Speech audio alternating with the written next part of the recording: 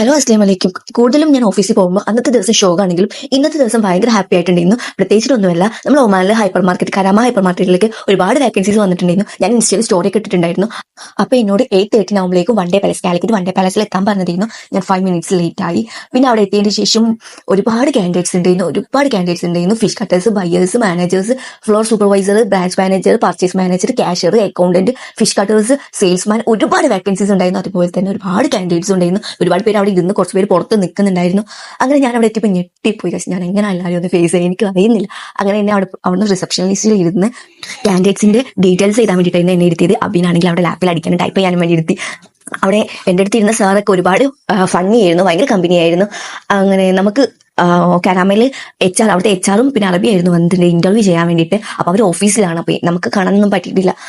അത് കഴിഞ്ഞ് ഫുഡ് കഴിക്കാൻ പോയി. നമുക്ക് ഇഷ്ടമുള്ള ഫുഡ് ഓർഡർ ചെയ്യാം, ഇഷ്ടമുള്ള സാധനങ്ങളൊക്കെ വാങ്ങിക്കാം, ഒക്കെ ഫ്രീ ആയിട്ടാണ്. അതുകൊണ്ട് തന്നെ അധികമൊന്നും മുതലാക്കിയില്ല.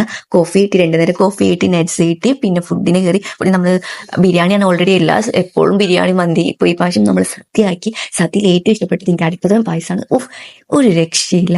മിൽക്ക് മേഡൊക്കെ അങ്ങ് കമഴ്ത്തി വെച്ചേക്കാണ്. അപ്പോൾ ഇന്നത്തെ എൻ്റെ വണ്ടർ ലൈഫ് ഇത്രയേ ഉള്ളൂ. സബ്സ്ക്രൈബ് ചെയ്യുക, ലൈക്ക് ചെയ്യുക, ഷെയർ ചെയ്യുക. ബൈ.